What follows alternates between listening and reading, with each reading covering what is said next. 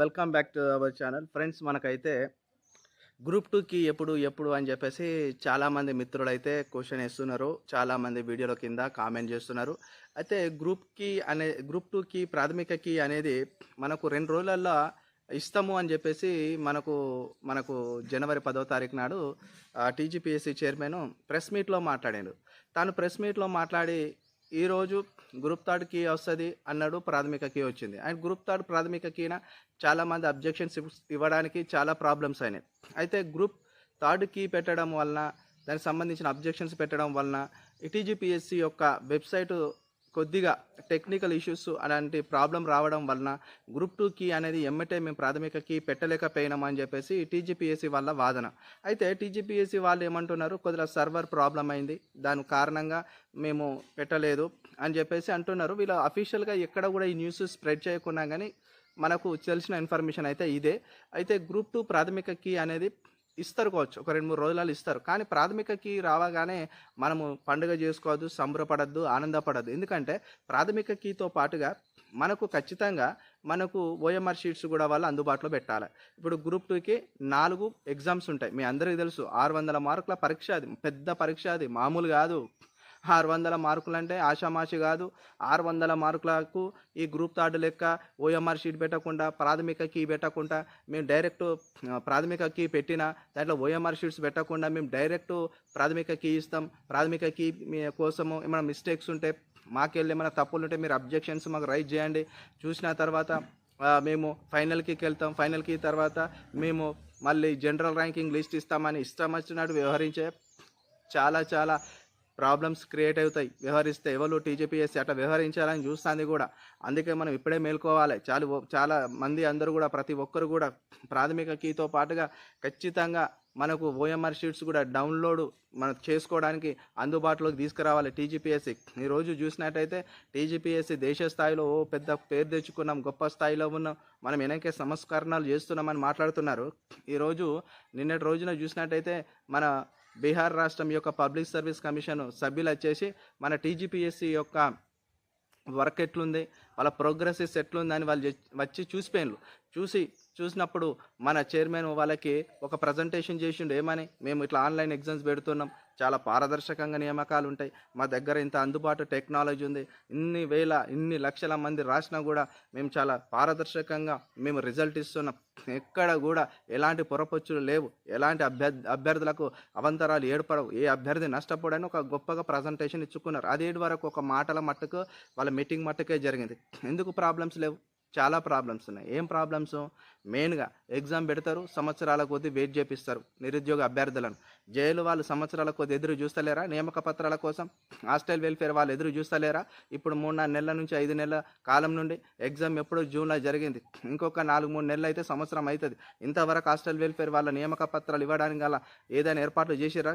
Junior college lecturers యొక్క నియామక పత్రాలు ఇవ్వడానికి ఏమైనా ఏర్పాటు చేసిర్రా? చేయలే. ఎక్కడ చూసినా కానీ అయోమయం పరిస్థితి ఉన్నది నిరుద్యోగాలల్లో. ఎందుకు? జాబ్ క్యాలెండర్ మీద క్లారిటీ ఇవ్వలే ప్రభుత్వం.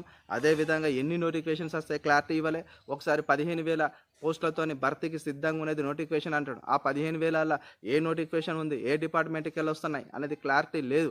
అందుకే గ్రూప్ టూకి రావాలంటే, ప్రాథమిక కీ రావాలంటే దాంతోపాటు ఓఎంఆర్ షీట్స్ కూడా అందుబాటులో ఉండాలి. అందుబాటులో ఉంటేనే ఒక్కొక్క అభ్యర్థికి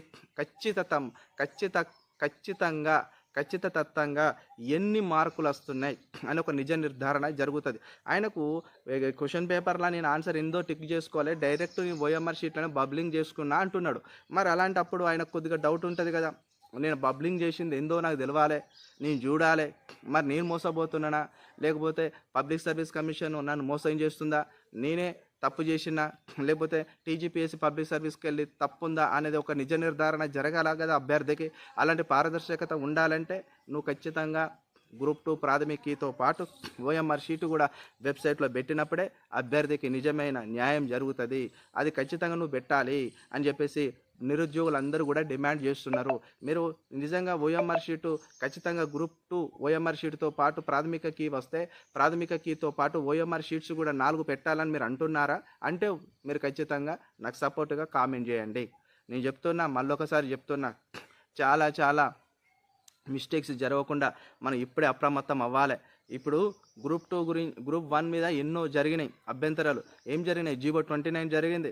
మళ్ళీ ఇంకేం జరిగినాయి? చాలా మనకు ట్రాన్స్లేషన్ మిస్టేక్స్ ఉన్నాయి అన్నారు. గ్రూప్ 1 పైన 29 క్వశ్చన్స్ తప్పగిచ్చింది అన్నారు. ఆఖరికి కోట్ల బడ్డ ఏడబడ్డ పబ్లిక్ సర్వీస్ కమిషన్ గెలిచింది, నిరుద్యోగులు ఓడిపోయారు. మీ అందరికీ తెలుసు.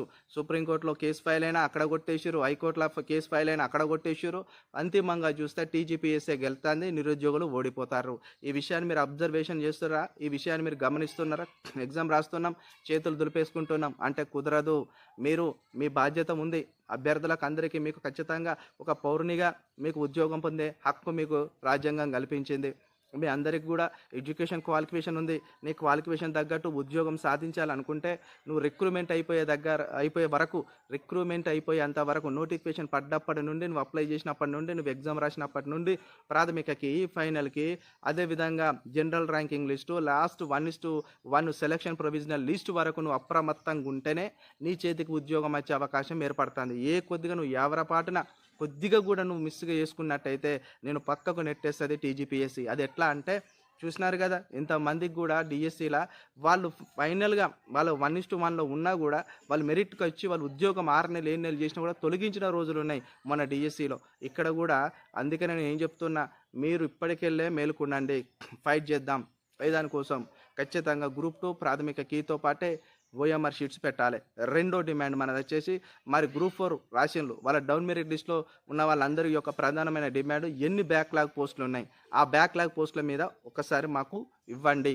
ఒక వెబ్ నోట్ ఇవ్వండి, లేకపోతే ఒక ప్రెస్ మీట్ పెట్టండి, లేకపోతే ఒక ప్రెస్ నోట్ బయటకు తీయండి, ఏదో ఒకటి జరగాలి. అదేవిధంగా జూనియర్ కాలేజ్ లెక్చరర్స్ యొక్క నియామక పత్రాలు ఎమ్మటే అందించాలి. అది 2025 జనవరి 26న మనకు రిపబ్లిక్ డే రోజున ఖచ్చితంగా వాళ్ళకి ఇవ్వాలి. వాళ్ళకును హాస్టల్ వెల్ఫేర్లకు ఇద్దరికి ఇవ్వాలి. ఇంకేమన్నా మిగులుగా పెండింగ్ పడి ఉన్న నోటిఫికేషన్స్ అన్ని తొందరగా క్లియర్ చేసుకోవాలి. ఇప్పుడు మనకు మేకెళ్ళి అంటున్నారు, మనకేంటిది కొత్త నోటిఫికేషన్స్ అని. ఈ మేకెళ్ళి అవుతుందా, ఇంకా తర్వాత లేట్ అవుతుందా, ఎప్పుడవుతుంది అనేది ఇంతవరకు కూడా తెలియని పరిస్థితి. మనకు తొందరగా జాబ్ క్యాలెండర్కు చట్టబద్ధత ఇస్తావా, అదే చిత్తు కాగితం మీద లెక్క చూపిస్తావా? ఏం జరుగుతుంది నువ్వు చెప్పు. ఇంకోటి, రేవంత్ రెడ్డి గారు ఇప్పుడైతే తెలంగాణ రాష్ట్రంలో లేరైన, నేను సింగపూర్లో ఉన్నాడు. ఈ రోజైతే దావోస్ స్విట్జర్లాండ్కి వెళ్ళిండు. ఆయన రావడానికి జనవరి 22వ తారీఖు అయితే జరుగుతుంది. ఈ లోపు గ్రూప్ 2 కీ ఎత్తదా, మరి సారించడానికి వస్తుందా అనేది కూడా తెలియదు. ఒకవేళ కీ ఇచ్చినా మరి ఓఎంఆర్ షీట్ పెట్టరా అనేది కూడా విషయంలో లేదు, అంత సందిగ్ధంగా ఉంది. అదేవిధంగా మరొకసారి చెప్తున్నా, బ్యాంకింగ్, ఆర్ఆర్బి, అదేవిధంగా మనకు ఎస్ఎస్సి స్టాఫ్ సెలక్షన్ కమిషన్, ఈ ఎగ్జామ్స్కు ప్రిపేర్ అవుతున్న వాళ్ళందరికీ ఒక గుడ్ న్యూస్. మీకు బీసీ స్టడీస్ సర్కిల్ నుండి 100 రోజుల ఫ్రీ కోచింగ్ ప్రోగ్రామ్ అయితే స్టార్ట్ అయింది. ఆ ఫ్రీ ప్రోగ్రామ్ గవర్నమెంట్కి వెళ్ళే వస్తుంది. ఈ 100 రోజుల ఫ్రీ కోచింగ్ ప్రోగ్రాంలో మీరు ఖచ్చితంగా మీరు ఆ కోచింగ్ సెంటర్ బీసీ స్టడీస్ సర్కిల్లో కోచింగ్ తీసుకోవాలనుకుంటే మీ యొక్క మార్కులు మెయిన్గా ఇంటర్మీడియట్ అండ్ డిగ్రీ ఏదైతే మీ మార్కుల యొక్క పర్సంటేజ్ ఫస్ట్ క్లాస్ ఉంటుందో అలాంటి మెరిట్ వాళ్ళందరినీ కూడా ఒక 100 మందిని సెలెక్ట్ చేసుకుంటారంట. మరి అన్ని 33 జిల్లాలలో ఉన్న బీసీ స్టడీస్ సర్కిల్ అందరికీ నోటిఫికేషన్ ఇచ్చేసింది. మీకు ఈ నెల 20వ తారీఖు నుండి అప్లికేషన్ స్టార్ట్ అవుతాయి. ఫిబ్రవరిలో 12వ తారీఖు నుండి సెలక్షన్ ప్రాసెస్ స్టార్ట్ అవుతుంది. ఒక్కసారి మీరైతే ఆ వెబ్సైట్ను విజిట్ చేయండి. ఆ వెబ్సైట్ నేమ్ నేను చెప్తాను, bcstudycircle.and.gov.in అని ఉంది. అది మీరు తొందరగా ఒక్కసారి వెబ్సైట్ బ్రౌజింగ్ చేసుకొని చూడండి. మీరు ఎలిజిబుల్గా ఉంటే దానికి మీరు సెలెక్ట్ అయిపోతారు. దానికి మెయిన్గా గ్రామీణ ప్రాంతాల్లో ఒక అభ్యర్థికి 1,50,000 ఇన్కమ్ సర్టిఫికేట్ ఉండాలా. అదేవిధంగా పట్టణ ప్రాంతాలు అయితే 2 లక్షల రూపాయలతో ఇన్కమ్ సర్టిఫికేట్ ఉన్నట్టయితే మీరు దానికి ఎలిజిబుల్ అవుతారు. దాంతోపాటుగా మీకు ఈ యొక్క స్టడీ సర్కిల్లో మీకు కావలసిన మెయిన్ అర్హత ఏమిటంటే, మీకు ఇంటర్మీడియట్ డిగ్రీలో ఫస్ట్ క్లాస్ మార్కులు ఉండాలంటున్నారు. దాన్ని బట్టే మీకు సెలెక్ట్ చేస్తారంట. ఇంకోటి ఏంటంటే, మీకు ఆర్ఆర్బి, బ్యాంకింగు, అదేవిధంగా ఎస్ఎస్సి స్టాఫ్ సెలక్షన్ కమిషన్కు సంబంధించిన 100 రోజుల ఫ్రీ ప్రోగ్రామ్ అంట, ఫ్రీ కోచింగ్. ఇది మంచి పరిణామం. మీరు అందరు ఎవరైతే దానికి అర్హులవుతారో మరి అప్లై చేసుకొని సెలెక్ట్ అవ్వండి, ఫ్రీ కోచింగ్ తీసుకోండి. మళ్ళీ రానున్న రోజుల్లో నేను అనుకుంటున్నా ఈ యొక్క ఏప్రిల్ మాసం వరకు మళ్ళీ నేను అనుకుంటున్నా గ్రూప్ 1 బీసీ స్టడీ సర్కిల్ ఇస్తుంది, ఎస్సీ స్టడీ సర్కిల్ ఇస్తుంది ఫ్రీ కోచింగ్, అండ్ గ్రూప్ 2 ఇస్తుంది, గ్రూప్ 3 కూడా ఇస్తుంది. వీటికి కూడా ఎవరైనా ఇష్టపడి మేము ఖచ్చితంగా తీసుకోవాలి బీసీ స్టడీ సర్కిల్లో, ఎస్సీ స్టడీ సర్కిల్ అనుకున్న వాళ్ళు వెయిట్ చేయండి. ఒక్కసారి మీరు కనుక కోచింగ్ తీసుకుంటే రెండోసారి మీకైతే అవకాశం ఉండదు. ప్రతి క్యాండిడేట్ ఒక్కసారే తీసుకోవాలి. నేను ఆల్రెడీ తీసుకున్నా, ఎప్పుడు 2015లో, మనకు 16లో అనుకుంటున్నా, 15లోనే 2015లో ఫస్ట్ ఎస్సీ స్టడీ సర్కిల్లో మేము మా బ్యాచ్ ఒక 30-40 మంది ఉండేది. మేము సెలెక్ట్ అయినాం. మాకు ఎప్పుడు రిటర్న్ ఎగ్జామ్ పెట్టారు కలెక్టర్ ఆఫీసులో హన్మకొండల. మేము సెలెక్ట్ అయినాము. ఒక్కసారి అది మరొకసారి నేను ప్రయత్నించిన, లేదు బాబు ఒకేసారి ఒక వ్యక్తి లబ్ధి పొందాలి, అంతకంటే ఎక్కువ టర్మ్స్ లేవు అని చెప్పేసి అన్నారు. అప్పుడు మాకు ఇచ్చింది అయితే ఒక 2-3 వేల రూపాయల స్టైఫండ్ ఇచ్చినారు. మాకు 100 రోజుల ప్రోగ్రామ్ పెట్టినారు. ఫుడ్ అకామిడేషన్ అంత ఉంటుంది.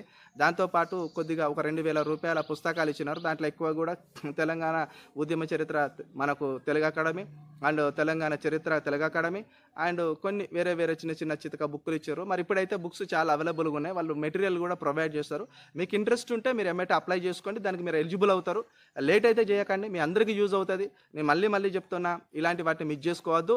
ఈరోజు ఖచ్చితంగా చూద్దాం సాయంత్రం వరకు, లేదా 2-3 రోజులలో గ్రూప్ 2 ప్రాథమిక కీ వస్తుంది. దాంతోపాటుగా ఓఎంఆర్ షీట్స్ కూడా వాళ్ళు అందుబాటులో పెట్టాలని మనస్ఫూర్తిగా కోరుకుంటున్నా. Thank you so much. ఈ వీడియో చూసిన ప్రతి ఒక్కరు లైక్ చేయండి, కామెంట్ చేయండి, సబ్స్క్రైబ్ చేయడం మాత్రం మర్చిపోండి.